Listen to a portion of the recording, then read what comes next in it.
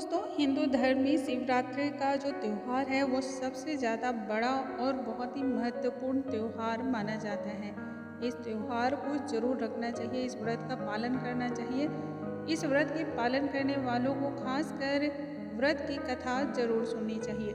यदि आप व्रत नहीं भी रखते हैं तो भी कथा का श्रवण करने से आपको बहुत ही फायदा होता है और इससे आपको पुण्य की प्राप्ति भी होती है। तो आइए कथा को हम श्रवण करते हैं। सबसे पहले हम भगवान श्री गणेश का जयकारा लगाते हैं, क्योंकि सबसे पहले किसी भी पूजा में हमें गणेश जी की पूजा करने का विधान है। तो हम गणेश जी को सबसे पहले याद करते हैं और उसके बाद भगवान भोलेनाथ का जयकारा लगाएंगे। ओम श्री गणेशाय नमः। ओम नमः शिवाय। भगवान भोलेनाथ की जय। प्राचीन काल में एक शिकारी जानवरों का शिकार करके अपने कुटुंब का पालन पोषण करता था। इस तरह से उसकी जीविका चलती थी। एक रोज वो जंगल में शिकार करने के लिए निकला, लेकिन दिन भर भाग दौड़ करने पर भी उसे शिकार की प्राप्ति नहीं हुई। भूख प्यास से बहुत ही व्याकुल होने लगा और शिकार की बाट बार बार वो जोहता रहा। शिकार के लिए वो इंतजार करता रहा।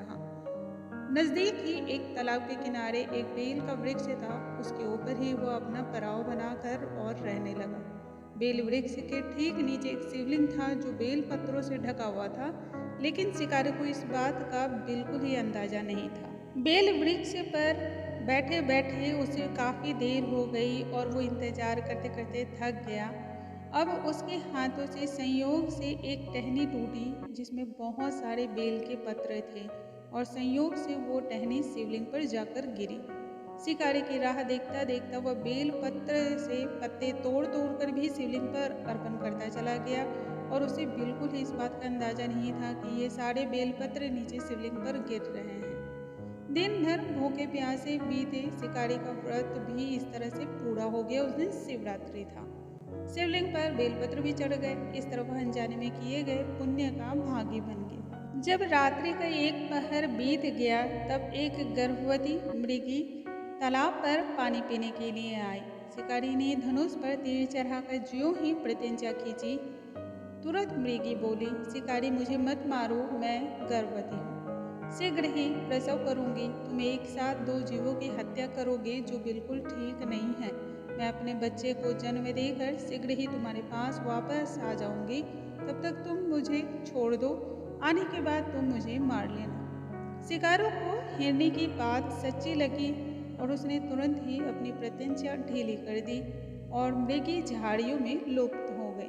कुछ समय उपरांत एक और उधर से मृगी आई। शिकारी बहुत खुश हुआ। अब तो शिकार मिल ही गया। समीप आने पर उसने धनुष पर बाण चढ़ाया। मृगी ने विनम्रता पूर्वक निवेदन किया, हे शिकारी, मैं थोड़ी देर पहले ही ऋतु से निवृत्त हुई हूँ। कामातुर विरहिणी हूँ। अपने प्रिय की खोज में भटक रही हूँ। मैं अपने पति से मिलकर शीघ्र ही तुम्हारे पास आ जाऊंगी। शिकारी ने उसे भी जाने दिया। 2 बार उसने अपने शिकार को स्वयं ही खो दिया। उसका माथा ठनका। चिंता में पड़ गया बहुत। रात्रि का आखिरी पहर बीत रहा था, तभी एक अन्य मृगी अपने बच्चों के साथ उधर से निकली। शिकारी के लिए ये बहुत ही स्वर्णिम अवसर था। उसने धनुष पर तीर चढ़ाने में जरा भी देर नहीं लगाई। वह तीर छोड़ने वाला ही था कि मृगी बोली, हे शिकारी, मैं इन बच्चों को पिता के हवाले करके शीघ्र ही लौट आऊंगी। इस समय मुझे मत मारो। शिकारी हंसा और बोला, सामने आए शिकार को कैसे छोड़ दूं? मैं ऐसा मूर्ख नहीं हूँ। इससे पहले मैं 2 बार अपना शिकार खो चुका हूँ। मेरे बच्चे भूख प्यास से तड़प रहे होंगे। उत्तर में मृगी ने फिर कहा, जैसे तुम्हें अपने बच्चों की ममता सता रही है, ठीक वैसे ही मुझे भी अपने बच्चों की चिंता है। सिर्फ इसलिए बच्चों के नाम पर मैं थोड़ी देर के लिए जीवन का दान मांग रही हूँ। हे शिकारी, मेरा विश्वास कर, मैं इन्हें इनके पिता के पास छोड़कर तुरंत ही लौटने की प्रतिज्ञा करती हूँ। मृगी का 300 वर्ष बनकर शिकारी को उस पर दया आ गई। उसने उस मृगी को भी जाने दिया। शिकार के अभाव में बेल वृक्ष पर बैठा शिकारी बेलपत्र तोड़ तोड़ कर नीचे फेंकता जा रहा था। पाँव फटने को हुई तो एक हष्ट पुष्ट मृग उसी रास्ते पर आया। शिकारी ने सोच लिया, इसका शिकार तो वो अवश्य ही करेगा। शिकारी की तनी प्रत्यंचा देखकर मृग विनीत स्वर में बोला, हे शिकारी भाई, यदि तुमने मुझसे पूर्व आने वाले 3 मृगियों तथा छोटे छोटे बच्चों को मार डाला है तो मुझे भी मारने में विलंब ना करो, ताकि उनके वियोग में मुझे एक क्षण भी दुख न सहना पड़े। मैं उन मृगियों का पति हूँ। यदि तुमने उन्हें जीवन दान दिया है तो मुझे भी कुछ क्षण का जीवन का दान देने की कृपा करो। मैं उनसे मिलकर तुम्हारे सामने उपस्थित हो जाऊंगा। मृग की बात सुनते ही शिकारी के सामने पूरी रात का घटना चक्र घूम गया। उसने सारी कथा मृग को सुना दी। तब मृग ने कहा, तीनों मेरी पत्नियां हैं। जिस प्रकार प्रतिज्ञाबद्ध होकर गई है, मेरी मृत्यु से अपने धर्म का पालन नहीं कर पाएंगी। अतः जैसे तुमने उन्हें विश्वास पात्र मानकर छोड़ा है, वैसे ही मुझे भी जाने दो। मैं उन सब के साथ तुम्हारे सामने शीघ्र ही उपस्थित हो जाऊंगा। उपवास, रात्रि जागरण तथा शिवलिंग पर बेलपत्र चढ़ाने से शिकारी का हिंसक हृदय जो है वो निर्मल हो गया था। उसमें भगवत शक्ति का वास हो गया। धनुष का बाण उसके हाथ से सहज ही छूट गए। भगवान शिव की अनुकंपा से उसका हिंसक हृदय करुणा भावों से भर गया। वो अपने अतीत के कर्मों को याद करके पश्चाताप की ज्वाला में जलने लगा था। थोड़ी देर बाद ही एक मृग सपरिवार शिकारी के समक्ष उपस्थित हो गया ताकि वह उनका शिकार कर सके।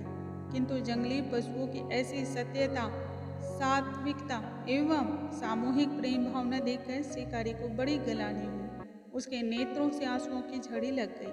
उस मृग परिवार को न मारकर शिकारी ने अपने कठोर हृदय को जीव हिंसा से हटाकर सदा के लिए कोमल एवं दयालु बना दिया था। देवलोक से समस्त देव समाज भी इस घटना को देख रहे थे। घटना की परिणति होते ही देवी देवताओं ने पुष्प की वर्षा की।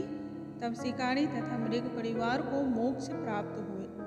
दोस्तों, इस तरह से जो है शिवरात्रि की कथा समाप्त होती है। भगवान भोलेनाथ की जय, महाकालेश्वर की जय। ओम नमः शिवाय। दोस्तों, यदि आज का ये वीडियो आप सभी को पसंद आया हो तो चैनल को लाइक, शेयर और सब्सक्राइब कर लें, ताकि ऐसे बहुत सारे वीडियोस आपको और भी मिलते रहें। अगले वीडियोस में फिर से मिलूंगी, तब तक के लिए नमस्कार दोस्तों।